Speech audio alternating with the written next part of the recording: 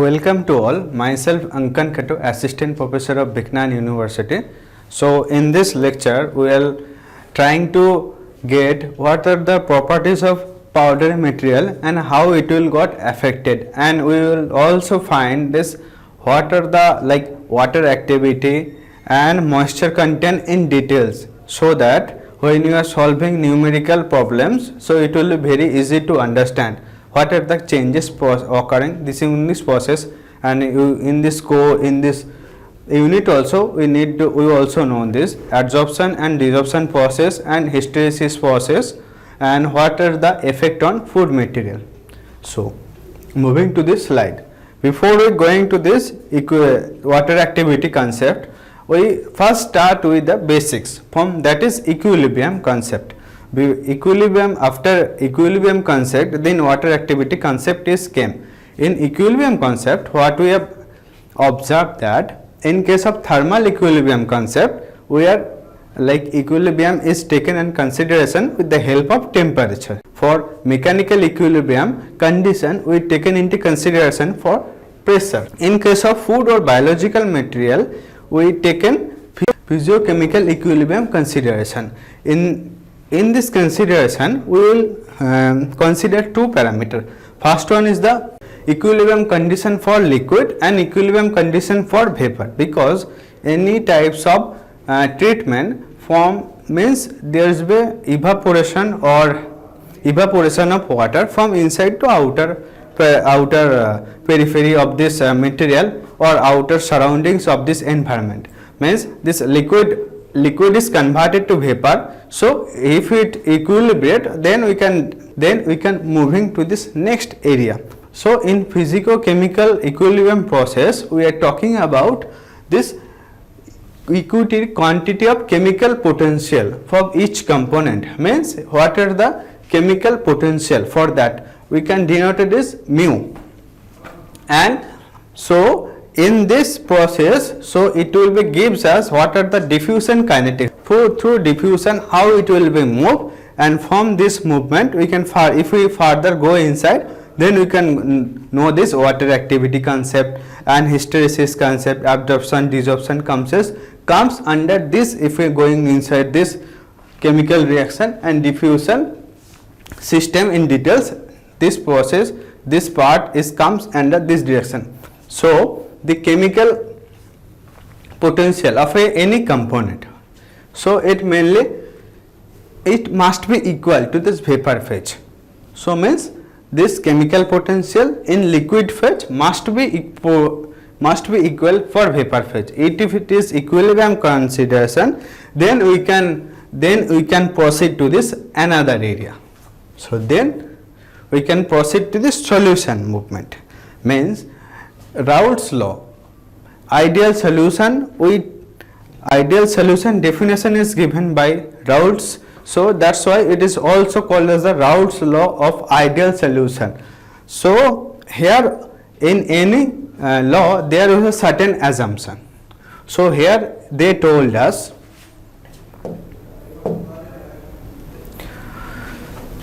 a solution can be defined as ideal. Solution may be defined as ideal. Condition is if cohesive force inside a solution are uniform. Cohesive means intermolecular force. So in any particular region, so assume this is a beaker, it is filled with a viscous material. So if we measurement here cohesive force, here, it should be uniform irrespective of any place. So if it is uniform, then it should be called as ideal solution. Cohesive force means intermolecular force. Then we can second assumption, if the escaping tendency of each component, we can conclude that escaping tendency is directly proportional for what mole fraction of that component in that solution. So here we can know that new term, that is mole fraction, that here denoted in XA. If A is the solution, so we can denote it as mole fraction XA. So from that ideal solution concept, we can conclude that escaping tendency is directly proportional to the mole fraction of this component. Then what escaping tendency from an ideal solution, how we can measure use of partial vapor pressure. To measurement of escaping tendency, so we measure only if I taken into consideration partial vapor pressure. So means escaping tendency we can known as partial vapor pressure is measured with respect to a partial vapor pressure, and mole fraction is denoted in XA. So partial vapor pressure, so escaping tendency is directly proportional to the vapor pressure of pure liquid A and A molecules in the solution. Means this partial vapor pressure equal to mole fraction of A, this liquid, and partial vapor pressure of pure solution, denoted as Pa is the partial vapor pressure of A. A means this solution. If we assume A is the solution, then partial vapor pressure of the solution can be written as mole fraction of this solution, and partial Pa is the vapor pressure of this pure liquid at same temperature. So means escaping tendency we can denote this with the help of partial vapor pressure. So how it can be calculated with the help of mole fraction that are denoted in XA and PA. 0 mean vapor pressure of pure liquid at same temperature. Simply I told this, if temperature will got changed and this value also got, vapor pressure also got affected. So this temperature, same temperature is very important. Assume in solution A another solution is added that is denoted in B. So what will be the partial vapor pressure? What will be the escaping tendency? How can we define it? So no need to worry for that. Simply we change this mole fraction value. Means we all know that XA XB should be 1. Mean mole fraction of A component and mole fraction of B component should be 1. So if we try to replacing A value, it should be like 1 minus XB. If we are placing in that formula, we can got this partial vapor pressure of that particular solution. So here also we can use this as vapor pressure, pure vapor pressure, and from here also we can directly calculate it. If we don't know the mole fraction of B component B, from here we can get like what are the vapor pressure, pure vapor pressure of A component, partial vapor pressure and vapor pressure, standard vapor pressure. If we are putting this value on this formula, we can got this mole fraction. But one thing you remember, if we add like in A solution, in solution B, in solution A, if we are adding solution B, so then partial vapor pressure will be decreased. This thing you have to remember. So simple chemical tendency we can simply define with the help of partial vapor pressure. How we can calculate it? By using mole fraction and vapor pressure of this solution. Then second thing, that is Henry's law, modified of Raoult's law. This they gives us law for to calculate this solute B. If we want to calculate this partial vapor pressure, so then what will be the equation and what are the condition? From here condition is solution must be very much dilute. It is the main concern in Henry's law. If some sort of question is asked, what is the main consideration for Henry's law? So first consideration is the solution must be very dilute. First consideration. And second consideration, if we are adding B in a solution, so B should be completely surrounded. Means if we are any particle like B, if it belongs to B, it should be surrounded by particle A in this solution. So then we can apply on this Henry's law. So here we can define is the PB is a partial vapor pressure of solute B can be equal to K into XB. XB, you know this mole fraction. K is the known as the Henry constant. This law is only valid for gas or liquid system and also valid for extremely dilute solution. If the solution is extremely diluted, then comes to water activity. So assumption. Before we are going to any formula, there should be some sort of assumption is there. Assumption is it should be thermodynamically equilibrium. Constant temperature. All the law are given some sort of constant temperature, constant pressure. Here also we take assumption at constant temperature and it should be thermodynamically equilibrium. This law states that water activity states that it is the ratio. Ratio means unitless.